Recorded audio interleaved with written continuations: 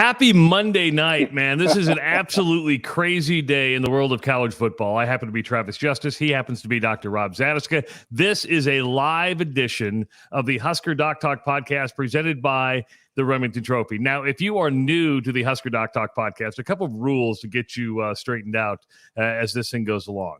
Dr. Rob and I, we swear like sailors. So if you hear a dirty word tonight, don't be offended. Don't be shocked. It's just something we do.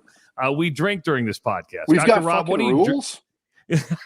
Exactly. I never thought you would have been the first one. No, we don't have any rules. There are no rules here. What are you drinking tonight, man? Because you've had a good reason to drink today.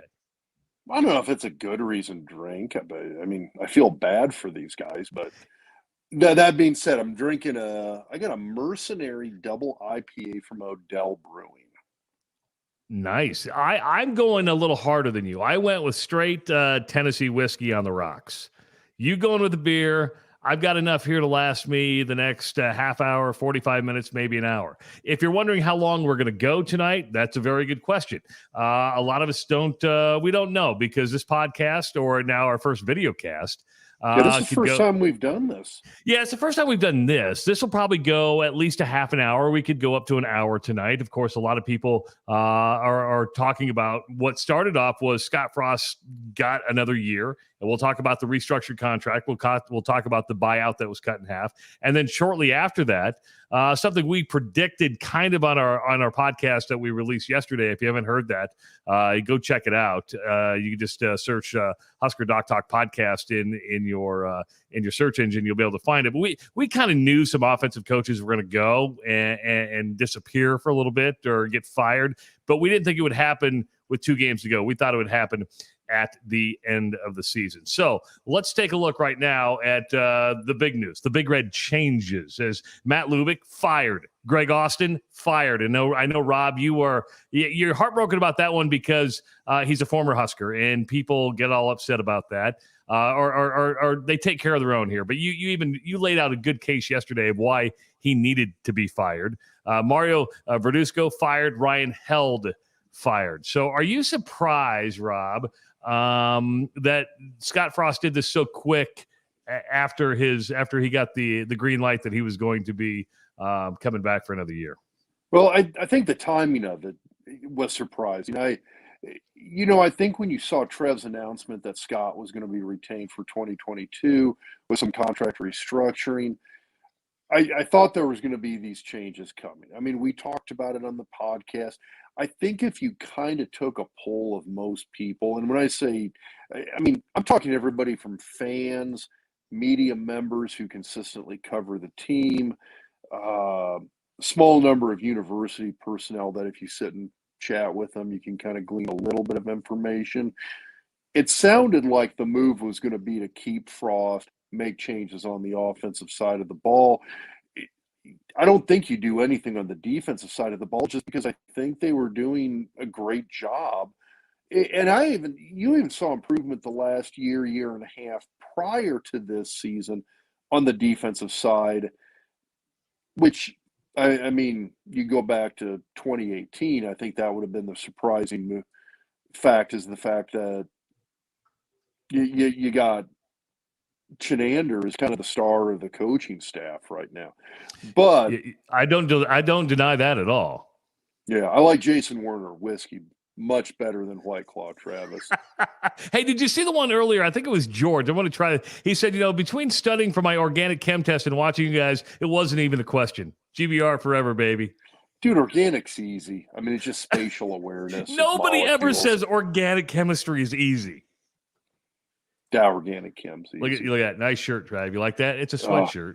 Do you know what kills me? I think I lost a bet once to you and had to wear that sweatshirt on the show. Yeah, that's true. You remember I think that? You did too. I do remember that. And for those of you, if you're brand new to this, because I still feel dirty. I know there's a lot of people watching this tonight who may not have listened to the podcast. Just so everybody knows, so everybody's like, "What's Travis doing? Why is he wearing that Iowa sweatshirt?" Well, first of all, I'm from the state of Iowa. Especially Second for of all, a freaking Cyclone fan, for God's sakes. Now, my wife's the Iowa State graduate, okay? I also host a radio show in Des Moines on KXNO. You can search for it on the iHeartRadio app. And I also host the Iowa Hawkeye Call-In Show on WHO Radio. Rob and I, if you don't know, have been broadcasting together, boy, way back since. It's been a while. About almost 20 years now. And when I left Channel 3 in Omaha, we were doing Sound Off on Sunday nights. We were early in the podcasting world. Okay, we were one of the first to hit that podcasting realm almost 8-9 years ago, and we've been going ever since. Though this is a first tonight, who as we will be doing live video for the very first time. So that's kind of fun. You saw some of those comments up there. All right, just to let you know, you can on the comment section, whether you're on YouTube, Twitter, or Facebook, just put something in the comments. And you can ask Dr. Rob a question. You can ask me a question. I'm sure you don't have a question for me. Why would you have a question for me? Dr. Rob is the one you guys want to hear from and talk to. Dr. Rob, the number one question that I think I've seen just on Twitter and coming through the comments is, when are you going to quit your day job and become the offensive line coach? Would you ever want to be an offensive line coach? The amount of education I would need to jump into that is mind-blowing to me. More than being a doctor? Oh, yeah. I don't know. The medicine thing kind of came naturally, I think. Nobody ever says that. Well, keep in mind, too, I've been doing this for almost 20 years. So, I mean, that's true, yes. Yeah, I mean, the medical world, this is something I've been doing for nearly 20 years. So I've done some youth football coaching. There's a big difference between that and coaching at the college level. So I'm gonna leave that to the guys who've been doing that for a while. So I'm looking at the question here from Corey. It says, with all the coaching losses and having Ron Brown on the staff, this is a make or break thing. The success he had and even leading the prayer at Penn State in 2012. How do you overlook that? I guess I don't know if that's a question or a statement.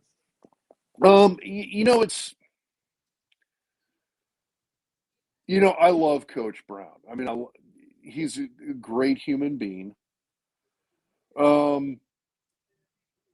You've got a guy with a ton of experience within that program. I guess the downside to that move, and my understanding actually is that he may be the interim coach for the running backs, but the downside to that move is that you've got a guy that I don't know how much on the field coaching he's actually done over the last few years.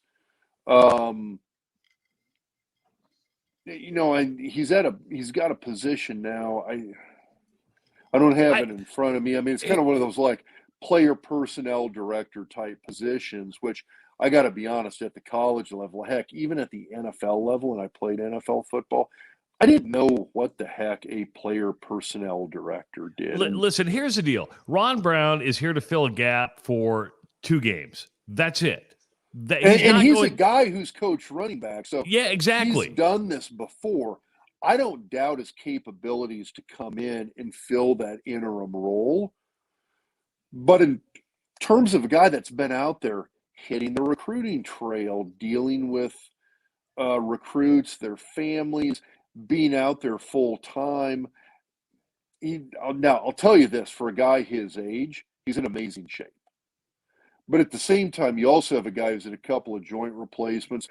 Is this a guy that you want out there running up and down the field day in and day out as a college football coach? Is he going to be able to physically keep up and do that job? Is he going to be able to adapt to the differences and changes we've seen in college football over the last 5 to 10 years? I mean, that's something that I think is kind of it's not an easy thing to do. I mean, you look at the changes, here's a good example. Look at TCU. I think it was the inability to keep up with things like NIL, the world of social media, the way recruits deal with things that got the coach fired. I mean, it's one of those things. Are you going to take somebody like Ron Brown? Is he going to be able to slip into that role? And all of a sudden he's up to date in terms of what you got to be able to do and need to be able to do as a college football coach in this day and age. There's Ron Brown. There you see senior offensive analyst Frank Verducci and analyst Steve DeMail will coach the offensive line. For some of now, I'm wearing the Iowa sweatshirt tonight. Iowa fans, because I've got some texting me right now who are watching this. And my buddy Ross Peterson, you met Ross, right? Yeah. You remember Ross? Okay. Ross said, Dr. Rob just said organic chemistry is a breeze and medicine came easy. You're amazing, he says. But Frank Verducci is a former assistant on Hayden Fry's staff. He was longtime tight ends coach for Hayden Fry, actually recruited the Nebraska area. So when I was in high school, that's who recruited me to Iowa was Frank Verducci. Really? And yeah, so you've got a guy, and I do believe I'd have to go back and look at his resume to see when and where it was. I could be wrong. I'm about 99% sure at some point in time he served on staffs as an offensive line coach. Either way, you've got a guy who's a long history as a college football position coach. And so for him to step into that role, I think is perfectly fine. And I think you got a guy who's going to do just fine with that. I got to be honest with you. I don't know Steve DeMail. I know the name. I know he's an analyst. In terms of what he actually does and overall experience, that one I don't have a good answer for. But you could say this with Ron Brown and Frank Verducci, 2 out of the 4, right? And then you have Steve Cooper is going to lead the quarterbacks. But let's go back to Verducci and Brown. You've got a lot of coaching experience there. It's not like when you get rid of 4, you're like, oh shit, what's going to happen? You're down 4 coaches. You really have coaches here. You've got guys who've coached the college game, and we're talking guys who each has 3 to 4 decades apiece of coaching experience at this level. It's not like they're going to be able to. It's not as if they're not going to be able to see these guys through the next couple of games. The only full-time offensive coach that remains in place on Frost staff is tight ends coach Sean Beckton. I'm going to ask you this before we keep the conversation going, and that is, do you anticipate at the end of the season any more changes coming? Do you expect any changes on the defensive side? Do you expect a guy like I don't know, Matt Davison to get the boot? I mean, do you think there's going to be changes within the program that will continue when the season's over? Well, at this point, nothing's going to surprise me. True. I'm not sure I was completely surprised by Trev's announcement that they were keeping Scott through 2022. I think that was a move that solidifies recruiting a little bit. The contract restructuring didn't surprise me.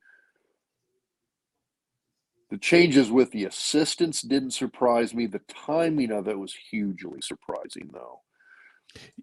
Yeah, when you look at other changes, I'm not sure there's a ton of changes you make on the defensive side. Just when you look at the productivity on that side of the ball it's been outstanding this year. So I don't think you do anything there. I love what they're doing defensively. I love what you see on the D-line.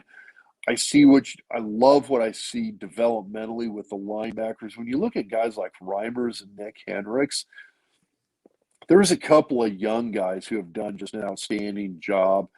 And then when you look at the defensive backfield, I think it's a little bit underrated in terms of some of the injuries that have had to been dealt with in the defensive backfield over the last couple of years. And I think they've done a great job in terms of dealing with that and managing personnel on that side of the ball. So I don't see a lot there. Offensively, I mean, all you've got left is Frost and Beckton. And Sean's a guy that I think carries a huge amount of respect, both within the program and nationally as well, when it comes to coaching ability, recruiting, etc. So I don't think anything's going to happen with them. You make a good point, though, when you talk about, you ask about Matt Davison. I mean, I don't know if Matt Davison has any issues here, but I do wonder about within the athletic department itself. I know when Trev came in, he felt like he was coming into a department that just in terms of pure personnel, was a huge department. There's a lot of people down there, and that's one of those things that I I don't know. It would not surprise me at this point if Trev said, "Hey, we're going to make some changes, and we're not going to have an athletic director just for football anymore." And in my understanding, that's what Matt Davison is. So we got a good question, or I don't know a question here, but a comment from Bo. The Frost bet on himself with this new contract. I would agree with that, and we know that Scott likes to bet, and Well, he bet okay, on himself. That's He hard. does. Well, so do you. You always do. I it from the do, strip club man. You know what? parking I hit the lot. Jags at plus 700 yesterday. I hit the Jags at plus 700. It was the best $5 investment. $5 bet won me $40. But if you're in Nebraska and you want to bet on sports, Rolling in the money. you got to drive across the river, sit in. I happen to sit in the Spearmint Rhino parking lot because half the parking lot at the strip club is in the state of Iowa. So I sit there, get on betfredsports.com, place my bets, and then I come back home. It's that. So my wife's going, "Where are you going?" I go to the strip club, but I'm not going in. And she's like, "Yeah, right. Well, whatever." Well, here's the thing, though. I don't know if this is Scott betting on himself. I mean, I think if the question comes down to, "Hey, here's the new numbers we're going with, take them or leave them," and he's taking them, I mean, that's always better than walking, in my opinion. Mr. Mopar, I like that name, says, "Why make changes mid-season?" Well, first of all, it's not mid-season. And how difficult will finishing the last two games with no offensive staff? They have an offensive staff. We just went through on how you've got Scott, you've got Becton. I mean, if you really look at the way this team's functioned, please tell me what Verduzco does. He smokes stogies. He's got funny glasses. Got really bad hair. It's really bad. I don't know what this guy does in terms of quarterback development, because I'll tell you what. Maybe he does an outstanding job of developing quarterbacks, but it sounds like the playbook and everything they have to do is just amazingly complicated. So I'm not sure why it seems like there's a lot of simplification that could happen. I'm not sure him not being there hurts anything. And we went through, you're going to have guys who are going to step up. Some of these guys who are the player personnel department who have extensive college coaching experience, who are going to step in and fill some roles for these last two games. The other thing is, too, we went through weeks of practice when coaches were out recruiting when I played, and we were expected to police ourselves. We were expected to coach ourselves, and we would do that for a week at a time when I played. This is not anything new, and it's something that is kind of a norm within the college football world. Pastor Meyer, do you think they abandon the spread and go with more of a power-based offense? You can do both, by the way. You can do both. Oh, let's go 94-95. We ran a ton of spread with a power run game. It's absolutely possible, something you can do, and I would love to see them do more of it. I don't know what they're going to do, but I would love to see more of a power run game out of that spread offense that they have. They've got the capability to do it, though. Chris says, "Do you think that he has his eye on people to replace the fired guys?" Well, you have to. I think you always There's always a list. There's always a list. All right. And let's go, by the way, let's go back to what Scott had to say about firing the guys. He says, "I appreciate the work and the sacrifices these men have made for the University of Nebraska, this football program. Wish them all well. They're all men of outstanding character and good coaches. But as we strive for better consistency and execution, we need fresh ideas and voices on the offensive staff." Now, I will say this, right? The offense wasn't that broken. It puts up yards. We're talking about a top 25 offense in the country. What you had was, and Rob, you went into it in great detail 2 weeks ago on the podcast. I highly encourage you to go back and listen to it. It's after the Purdue loss. They don't have a quarterback who knows how to win, right? I mean, that's basically what it came down to in your mind, is they didn't have a quarterback that knew how to win. Well, and we kind of dove into the offensive line on this most recent podcast that we did. That was yesterday. it's, there's some issues on that offensive line. When you're looking at an offensive line where this season alone, the head coach has to go down and say, hey, I'm going to go keep an eye on the offensive line practice and kind of see how they do this. I mean, that's something that you've got to think about in terms of,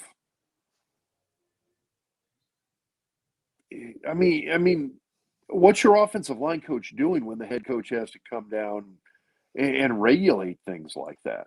The other thing is that you got to think about is, again, probably the thing that was telling to me was when Cam Jurgens had the extensive snapping problems. And we talked about this, but the whole issue of where Scott brought in former players to come in to diagnose what the snapping problem is. Well, there's an issue there with a coaching standpoint. If you've got a coach that can't diagnose it, and you're bringing in a couple of guys who've been coaching youth and high school football for the last 20 years, and within a little bit of time of watching the guy snap, you can look at him and say, hey, here's what the problem is, and it fixes the problem. There's some issues there with that offensive line coach. Cord asked a very good question. How do you get a coach to come in for what maybe one season guaranteed? Because here, and we're going to get into the contract a little bit, but we're still kind of on these fired coaches. But he brings up a very good point. If you're a defensive coach right now, are you like, okay, do I got to go save my ass? And because there's going to be some big jobs open. USC's open, LSU's open. Who knows what's going to come open after that, right? If Eric Chinander or some of those other guys get an opportunity, do you go, you know what, I might jump on that ship because I'm going to last a little bit longer. I'm going to get another 4 or 5 years. If you're an offensive coach, first of all, you're going to come here and you're going to get a 2-year contract. I think that's the thing that you got to do. You give these guys a 2-year contract. There's a lot of good coaches out there who, if you tell them, hey, here's your chance to coach at a Power 5 program in the Big Ten Conference at a school that has, I'll be the first to admit it, from a win-loss marketability and relevance, it doesn't quite have that. But every year for the last several years, we've talked about this, Nebraska has brand recognition. There are coaches who are going to come in and are going to be willing to be here for a year or two to pick up that brand recognition and move on. Bo Pelini came in. Here's a great example. Bo came in 2003 season. He was the defensive coordinator. 1 year, it was Frank Solich's last year. Bo came in, turned the defensive around. I know they got smoked by Kansas State that year, but it was a great year compared to what you had seen the previous couple of seasons in terms of defensive productivity. Bo had an absolutely outstanding run at LSU following that, and 9/10 of it came out of what he was able to do at Nebraska in 1 year. Logan says, any chance you grab some former Huskers? Do they want to come back? Ooh, well, that's a good question. You're looking at, Logan asked about Mickey Joseph. Well, and that'll be interesting to see because Mickey's at LSU. What happens with the rest of that staff at LSU? Yeah, what happens with the rest of that staff? Yeah. Huh. So, yeah, I'm not sure what happens there. So that's a good question. I've heard all of these names. Everywhere from, Zach Taylor on down, Joe Gans. I know some people are talking about how you're going to literally have like half the Northern Iowa staff come down to Lincoln from Cedar Falls. I'm not sure that happens either. But at the same time, listen, Joe Gans and Sean Watson aren't exactly tearing it up in Northern Iowa. I don't know. You're the Iowa guy. You're They buddies just with the head lost to coach Illinois there. State in friggin' overtime. Hey, Reed asked a pretty good question. Do you foresee a lot of players hitting the portal after these changes? Some will. You're going to see that all the time now. I mean, that's what's going to happen. I think that's just a given. There's guys who are really, really tied to some of these assistant coaches. I mean, especially when you think about Ryan Held and the role he had as a recruiter. That's something that I think you're going to see pop up, and guys are going to leave because of that. Now, how impactful is it going to be? I'm not sure it's going to be a huge deal, because I think one of the things with the transfer portal that guys have discovered is that the last 2 years, you've got whatever it is, 1,500 guys entering into the transfer portal for 500 spots. Yeah. I mean, do you do that, or you stay here in Nebraska and you just you kind of take your chances with what the new assistants are?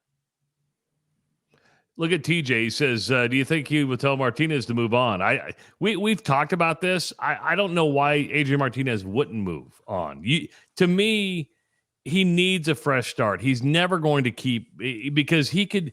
It could be a great year next year for Nebraska, but it could be an absolute disastrous year. And I think what's best for at least to me, I have no skin in this game like you do, Rob. But I mean, to me, it would be a lot of sense to move on and start with somebody fresh. Go get a Spencer Rattler out of the transfer portal. I just don't see how Adrian Martinez could survive another year as Nebraska's quarterback. I just don't see it. Well, what if you improve the offensive line? What if you get a better run game? What if you get an offensive coordinator who comes in and goes full Wisconsin or Illinois and tries to basically play like a smash mouth style of football and takes a load of pressure off the quarterback? Is it going to keep him from making mistakes? Is it going to keep him from throwing picks? Is it going to keep him from fumbling the football? I don't know. Well, that's a tough question. I think the fumble issue is well, here's my question. What if you what if you have a different quarterback coach and a different offensive coordinator? How much does that change that dynamic? That's a good point. I don't know that. You would know the answer better than me. I'm just thinking, boy, after 4 years, you've dealt with injuries. You've taken a beating on social media. You've taken a beating in the newspapers. I just do not see him sticking around. I don't know why. I see him saying bye-bye and going somewhere else. But you've got a massive number of fans who absolutely love Martinez too. You've said it. He's a stat guy, but he's not a winner. You've said it on the podcast. Yeah, I'll give you that. It's just, I guess my question is I think the dynamics changed a little bit. Now, I'm not saying he's going to be a different player under a different coordinator or a different quarterbacks coach, but I'm just saying I'm not 100% convinced he leaves.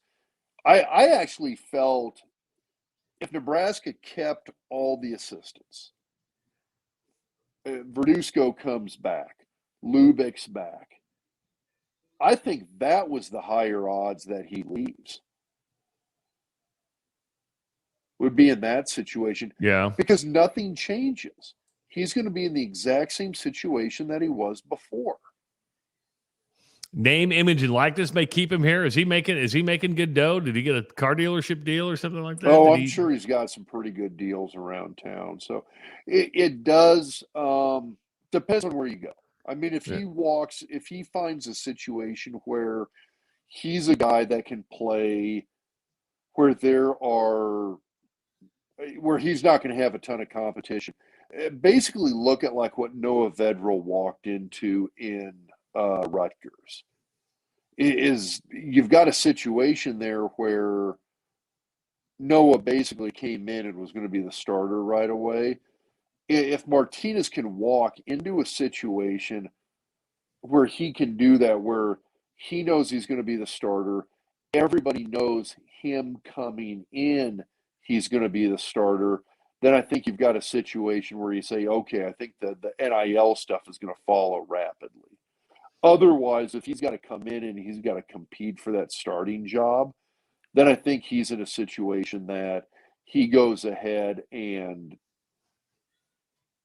I stays here. I mean, yeah, I mean, if he knows he's going to be the man where he's going and everybody else knows it, that NIL money's going to follow. Entree says, would a less complex scheme improve play for line or even the quarterback? Absolutely. So take us through that. Go dive into that with less complex. What would you like to see? Well, I think from the line standpoint, because there's a lot of plays where the blocking schemes are going to be essentially the same for a number of different plays. I can think under Osborne's offense, you had a handful of dive and draw plays where the backfield motion, who the ball carrier was it going to be the fullback versus the tailback that was getting the ball, things of that nature. That was stuff where in those situations, the blocking scheme was essentially the same for us up front. It was different for the backs and the quarterbacks. So I don't think it's a huge deal for the line. I think it definitely, the simplification of things could have a huge role for the quarterbacks down there, however.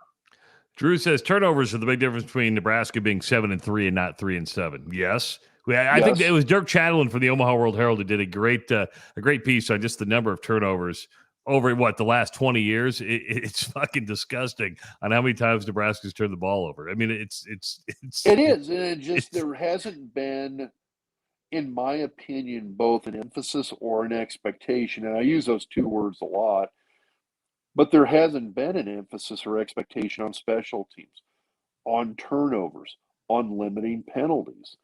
And those are things that we had a huge emphasis on when I played. Nick says, does this mean he's going to overhaul the offense? Listen, the numbers aren't bad.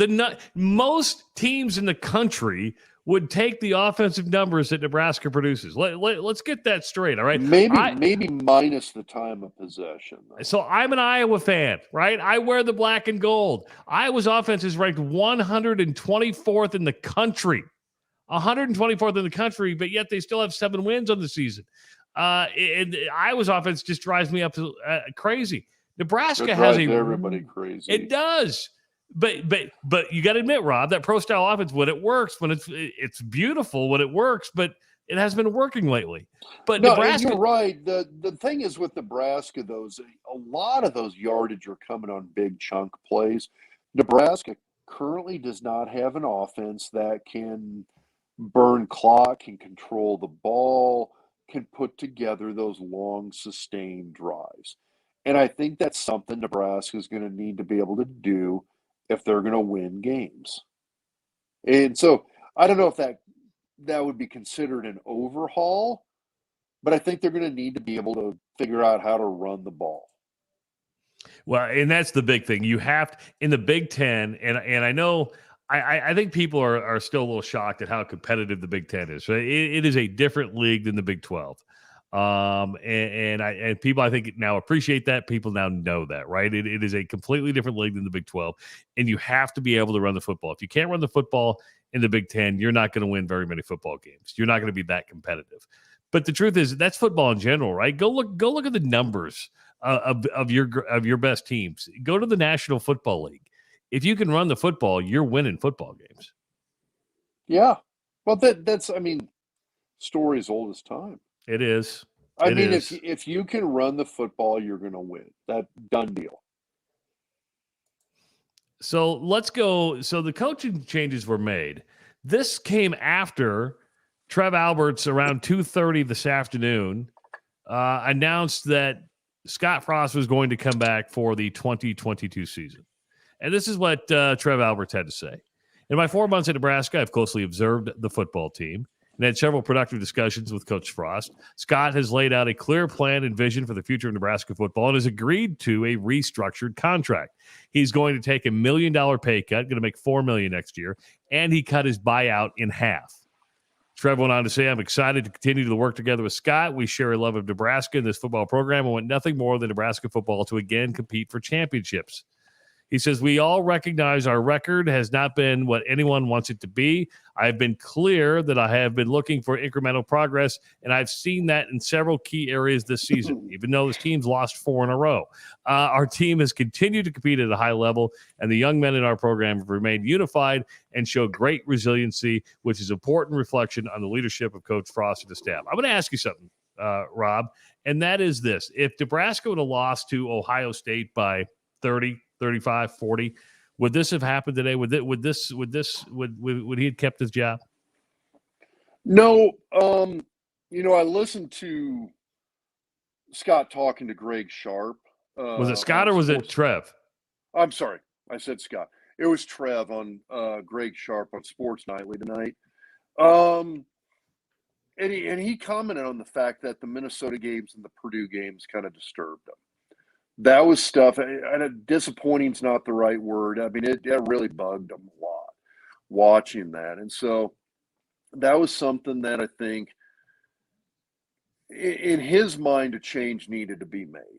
Now, Trev did talk about the fact with Greg that the Ohio State game was something that made him look at the situation and say that, hey, this is that situation where in the past, Nebraska's had a couple of tough losses against some not very good teams, and you go in and you match up against an opponent like Ohio State, and all of a sudden they throw 63 points up on you and just absolutely run you into the ground. That's what we've seen in the past, and that didn't happen. And Trev went on to explain that in his mind, Trev felt like the players are still responding to Coach Frost. Frost still has the ability to motivate these guys, coach these guys, get them ready for a game, and get productivity out of them. I mean, that was something that he was trying to do. I mean, that's something that Frost has been trying to do all along. And I think when you look at the Ohio State game, that was proof positive in Trev's mind. Frost still has that ability to motivate these guys and get something out of them. That the team hasn't cashed it in. I mean, this is a team that still buys into Frost and his message. And I think, the Ohio State game mattered. It played a massive role in the fact that Frost is being kept here. So here is Scott Frost's statement after Trev Alberts released his. He says, I appreciate the confidence that Trev Alberts has shown me to continue to lead the program. I love the state. I love this football program, and I'm honored and humbled for the opportunity to serve as the head coach at my alma mater. Our immediate focus is on the 2 games ahead against Wisconsin and Iowa, and the opportunity in front of us to build momentum heading into the offseason in 2022. I understand we have not won at a high enough level, but I'm confident that our football program will continue to take steps forward. That's Scott Frost. I'm going to ask you something. Do you think Trev Alberts put a win-loss record for next year? It's this many wins or you're gone. If he didn't do a win-loss record, I'm sure he at least put forth some kind of parameters like you've got to make it to a bowl game, which, I mean, that would be, I mean, that's easy. That's 6 wins. I don't say it's easy to get. I say that in the sense that it's an easy parameter to set. It's an easy number to come up with. You got to win 6 games or you're out. Got to make a bowl game or you're out. I want to show you a couple things. But yeah, I mean, I'd be shocked if Trev didn't do that. I want to show you a couple headlines here. Here's from Sports Illustrated. Pat Forty, who's a douche. He's a douchebag. In keeping Scott Frost, Nebraska has admitted defeat. Thoughts on that? Wow.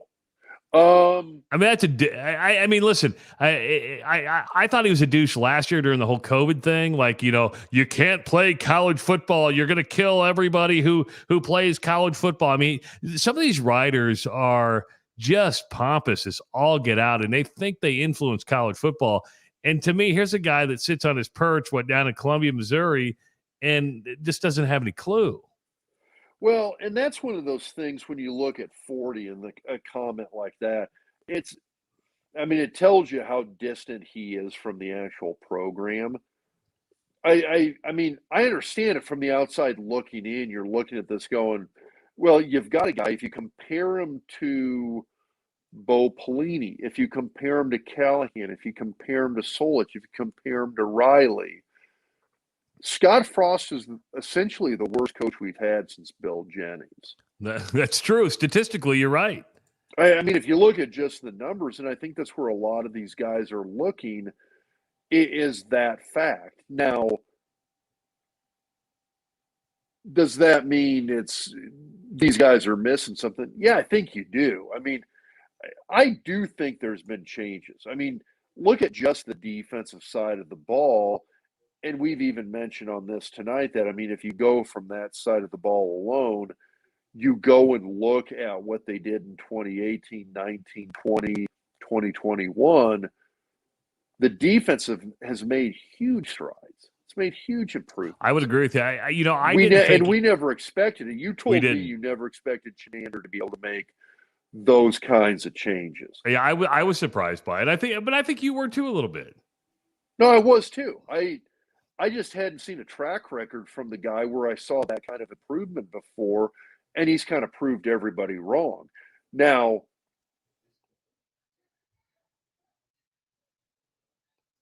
did I lose you, Rob? I think Rob broke up. Wow, that's a little weird. He totally froze down there. I do want to go back to as I wait for Rob to reappear. Here's the watch. We have 283 viewers right now, and people are gonna be like, yeah, Rob's not here. I'm not gonna watch anymore. I'm not gonna watch this guy wearing an Iowa sweatshirt. Nebraska's showing unusual faith in Coach Frost by bringing him back in 2022. I don't know if that's the case. I think. Are you back, Rob? I'm Rob, back. You back? So, can you hear me now? Yeah, I got you. Hey, I was just talking about this as you were coming back. It said because you're walking around the house, you lost your Wi-Fi signal. I gotta. Do you think Nebraska? I'm closer to the Wi-Fi. Now you're in a black hole. Nobody can see you. I don't know if anybody wants to see me, but we're getting a great look at your jowls. How's that? But all I right, can say. Awesome. Nebraska. This is from Paul Meyerberg out of the USA Today. Nebraska showing unusual faith in Scott Frost by bringing him back to coach in 2022. Is that unusual faith? Is that I don't know about that. Unusual faith. What the hell does that mean? No, but I think I think there's a case here to be made where you're looking for some degree of stability, both within the program as well as within the recruiting, and that's something that I think lends itself to keeping them. I mean, I understand some of these pundits on the outside looking in, but that's one of those things where. I mean, there's a different viewpoint here in terms of keeping him for recruiting, retention of some of these assistant coaches to keep the players. You don't want to lose a ton of guys due to the transfer portal. True. I think there's a little bit of faith here as well when you do look at some of the improvements, especially on the offensive side of the ball. You yourself mentioned you look at where they rank offensively on a national basis. And I think that holds a lot of credence that there's some good things they're doing. There's some big things. There's some changes they've made in some of these big areas where they've had success. And I think probably the bigger issue falls more on the million and one little things that they need to do, the turnovers, the penalties, bringing special teams up to snuff. There's kind of some of this tweaking on the offensive line from a player development standpoint that they're going to need to improve in order to basically kind of get over that hump, take that next step. So, yeah, I'm a conspiracy theory guy, right? I believe stuff's planted. Do you think this is just ironic that the paper of record in the state of Nebraska, I guess if we want to call it the paper of record, the Omaha World Herald, had an editorial this morning that says Scott Frost shares our pain and our hopes retaining him is the right call. I'm one of these guys who believes like, okay, we're going to make an announcement today that Scott's going to return. Why don't you have an editorial? Because this like it sets everybody up for support. They're like, well, the World Herald said it. So then, am I going too like deep state right there? Am I just like too conspiracy theory guy? A little bit, only because I'm not sure who actually reads the World Herald anymore. But that's a fair point. I'm sorry. It's all online now, and it's stuff like this is where 90% of people I think are getting their information. Well, I think people like this. No, they do. I just think when you look from a theory standpoint, does the World Herald, in terms of beat writer access, want to maintain some degree of good standing with the university? Yeah. They want to stay in Fred's good graces. They want to stay in the athletic department's good graces. So yeah, I do think there's merit for them in putting that editorial out there. TJ says, "Am I paying much attention to it?" No, because TJ says the Omaha World Herald's a joke. Then you have Bo says, "Yeah, I gave up on the Omaha World Herald this year." I mean, there's a lot of people who don't read the paper anymore. I get it because, hell, you've got Husker Max and we want to thank Husker Max for distributing the podcast. They actually put this link up on their forums page. I guarantee there's people who've never heard this podcast or heard us before is like, what the hell am I watching? I got Rob Zatechka hanging out with some guys wearing an Iowa sweatshirt, So Tom says, what sort of impact does this have on the 50 players now, like JoJo, et cetera? Because, I mean, you got to start. There is impact with players with all this stuff, right? It is. I think the bigger thing is going to be on the offensive side of the ball, obviously. I don't know if you see too much with the guys on defense. On the offensive side of the ball, yeah, you might see some guys here who want out. Especially the guys that were recruited by these coaches. I know Teddy Prochaska had a tweet today that he released where it was just like, he just said, damn. And it's just kind of, I think, shock and surprise. These are coaches that recruited these guys. These are the coaches that have relationships with these guys. And yeah, it'll be interesting to see who decides to look at this as a positive and negative, who decides to look at this as an opportunity, and the guys that decide to potentially move on. Bald Mike says, hey, can we have a live version of Doc Talk at a local establishment, or do a live in-person like Manning cast during the Iowa game? I guess I just want to join in for cocktails. Here's the deal. I would like to do that for the Iowa game, but I'm actually going to be in Des Moines at WHO Radio preparing for that. So you've got a real job. I've got a radio gig. I got to do that. But what was it? A couple of years, Rob, we went to, it's been probably 2 or 3 years ago. We did a live recording of the podcast at Infusion Brewing in Benson. I think this year would be a good time, maybe in the holidays, to get everybody together and do a live, just a meet and greet, or just get together and have drinks with somebody. Rob and I are actually kind of fun. Casual pint, maybe? Yeah. Well, the place isn't big enough. It's not big enough. Well, it's not the biggest. You know where we could go? Down to Cross Train. Cross Train's big. We could go down to Cross Train. Cross Train brought us some beer. Likes to give us beer. Yeah. They like to give us beer. Yeah. So I mean that's a possibility. I like to do it. So we could get together and get together. We could do a live recording of the podcast and drink a lot of beer together. I'm happy to be drinking Tennessee whiskey tonight. I'm drinking it straight, and I'm actually starting to feel it, quite well. Christopher says, seeing Rob silent is the weirdest thing I've ever seen. So that's funny because everybody's starting to notice that Rob talks a hell of a lot. I mean, Rob talks a lot. I like hearing your take on this stuff, Travis. There was a good, and I'm trying to think if it was in the World Herald, if it was on another, I might have been on ESPN.com because TJ says, and TJ's been commenting a lot, I'm sure Pelini's still on the payroll if Frost wants to leave. But Nebraska has more dark money out there right now. Dead money is what they're calling it, because I think of all the coaches they fired, Nebraska is like $25 million. They're still paying. Yeah, there's like $25 million worth of dead money out there right now, which is just crazy. Yeah, I think Auburn might have I think Auburn might be the only program in the country that has more than Nebraska right now in that regard. So, Rob, what are your predictions? I mean, Nebraska's lost 4 in a row. As they start now to they get the bye week this week. They got to go to Wisconsin. Wisconsin, to me, playing the best football in the Big Ten right now. They're playing really good football. And then then you're playing Iowa, which Iowa is not playing very good football right now. But Iowa's one of those teams. We were talking about it on the podcast yesterday. Nebraska plays to the level of its competition, right? It has so far this year. And I think in the 7 losses this year, it's by combined 42 points. That's that's 6 points per game you've lost. That shows you the narrow gap between being considered bad and being considered good.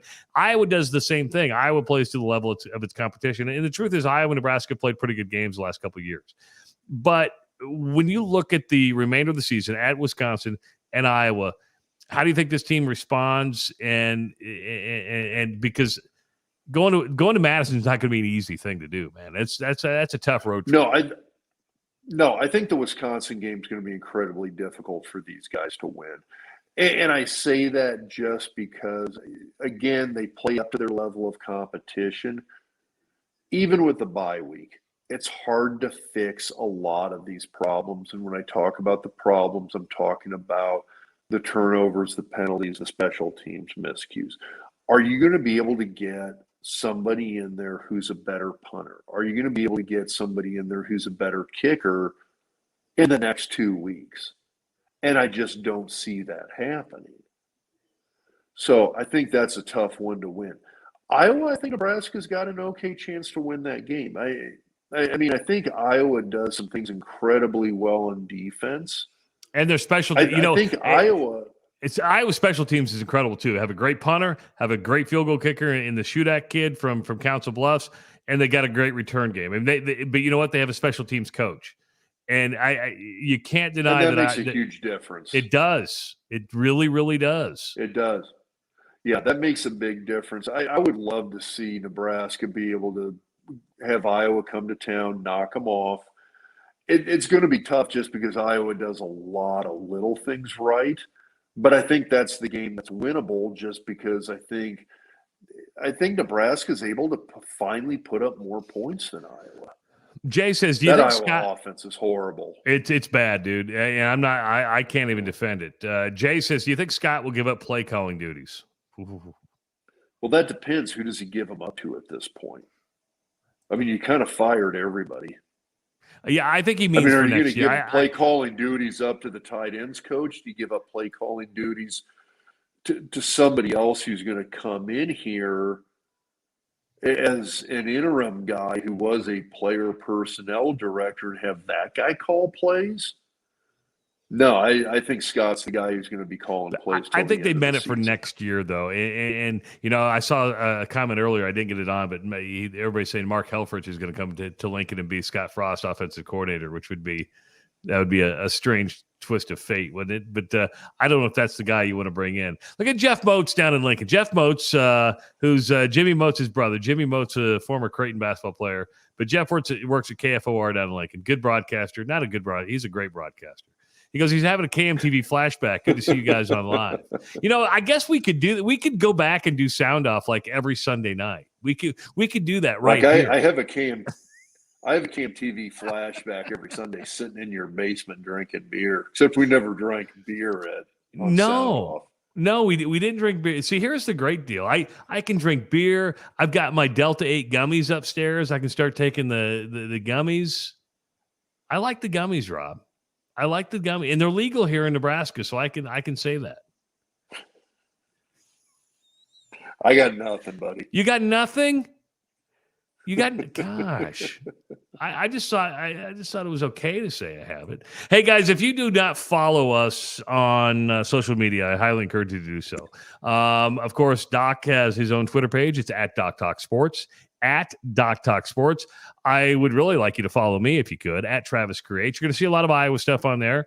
But I also have a lot of fun too. And Rob and I, if you can't tell, we actually like each other. We get along quite well, and we like having A little bit. Yeah. I mean, we hang out. If you didn't know this, I do want to thank the people who help put on the podcast, the Remington Trophy. Dave Remington is such a cool dude, and he's got 2 brand new knees. He's looking the best I think he's ever looked. He's a great dude, and he's lost like 170 pounds. He's got 2 new knees. And the Remington Trophy presentation is coming back. It's going to be live this year. It's going to be down at the Rococo Theater in Lincoln on January 15th. If you don't have your tickets yet, Rob and I have talked about this many, many times. The Remington Trophy presentation, if you want to see people, if you want to see former players, both college and NFL, not just former Huskers, this is the place to be, man. Such a great opportunity for that. It really, really, really is. But Dave's been a strong supporter of the podcast for a long time, and we want to thank him for that support. Ticket Express at ticketexpress.com. Chad Carr has he has Ticket Talk each and every week, and it's great because we get emails all the time that say, hey, you know what? I use Ticket Express over the weekend to get my tickets, and whether that's to a football game, a basketball game, a concert, an NFL game, just the customer service that he provides, and he can get you tickets to anywhere at anything. All right. It doesn't have to be a Husker game. If you want to go see an NFL game in Cleveland, he can get you tickets to that. Husker Hounds, Scotty at Husker Hounds. You know what? COVID was a bitch on retail, right? It was an absolute bitch. But I'm happy to report now that 100% of everybody dressed at Memorial Stadium is clothed by Husker Hounds. That's an unofficial statistic that Rob and I made up right here on the podcast, but we like to stick with it. Scotty has 3 locations in the Omaha area, and you can find stuff at huskerhounds.com. And David Max and Joe Hudson over at Husker Max, they distribute this podcast. They're so nice to do that, and we thank them for that because, well, without somebody to distribute it nobody would find it, right? I mean, that's the point, is somebody needs to find it. Dr. Rob, any last thoughts when it comes to what happened today in Lincoln? Now, you know what? It's going to be interesting. I think, like a lot of people, I'm still, I don't know if in shock's a little the way to put it, but surprised it happened this soon. Surprised they did it with 2 weeks left. I get it for some potential recruiting reasons. But it's a big change. It's changes we talked about coming. It's changes I think we and a lot of people were predicting were coming down the pike. Just surprised at the timing of it, though. This is why we do this stuff. We create content to have fun, okay? Bo's been on with a couple comments, and finally Bo's opened up about where Bo is. Bo says he's in Camp Lejeune, North Carolina. There are only a few podcasts I now listen to. You are the main one, and I appreciate your views. Even if Trav is an Iowa State fan. I'm an Iowa fan. I'm not an Iowa State fan. Bo, love it, buddy. Thank you for doing this tonight. He's a cyclone. And Lauby or Luby says, been an enjoyable hour, guys. Hope these streams happen again in the future. Fun to interact in live time, which is so different than an already 5-star podcast. We could do it a lot more. Right. I mean, we could start this. We could start this like little network. Christopher says, great seeing you guys live. Basement looks great, Trav. Well, it's newly painted. Rob's been and it's changed a lot. And I highly encourage you to, if you guys totally different. If you guys like good Americana music, if you like, I go find my son. He's a singer-songwriter. Look for Owen Justice on YouTube, Spotify. He's got 3 originals out there right now. He has about 14, 15 originals. We're getting ready to record, or I say we, like I live vicariously through him, right? But he's getting ready to go in the studio, record that first album, and I couldn't be prouder of the kid. And he's a really talented human being. By the way, there you go, Rob. Go Gretna, take state. Oh man, those are fighting words to Rob. Those are fighting words because Rob's son. You know what? Gretna's got to get back. Gretna's got to get past Omaha North first. So that is. Heck, we got to get past. I was going to say my side of the family's got to get past Bellevue West first. So we'll see what happens. Your son is not. Now you said this the other day. Your son has not lost a high school football game since his sophomore year, right? Yeah, state title game as a sophomore. He's a senior this year, so they've had 23. Well, I'm sorry, 23 straight wins. Wow, That's absolutely It's not incredible. bad. Dr. Rob? I think he's. That's too loud. Shit, I thought I was going to play the music to go out, but that's love just our theme song. Baby. That's really, really loud. Yeah. So damn, it sounded great to me. It sounded like, I know, and I'll play it as we go out, as we say goodbye. But I appreciate you taking the time, buddy. I know you're a doctor. I know you got surgery in the morning. I called you and said, "Would you be up to doing this?" And you're like, "Damn right, let's do it." I had fun over the hour. Did you have fun? Oh hell yeah, we need to do this again. I think we can do that. I think we can do this again. If you want us to do it again, you can send us an email, doctalksports@gmail.com. That's doctalksports@gmail.com. For Dr. Rob Zatechka, I'm Travis Justice. We will be back in a week with the Husker Doc Talk podcast. You can find it on iTunes, Spotify, iHeart, and anywhere else you listen to podcasts. That's where you can find it. We'll have a new one out on Sunday. We'll see you next time, and thanks for watching tonight. Very much appreciated. The Husker Doc Talk podcast presented by the Remington Trophy.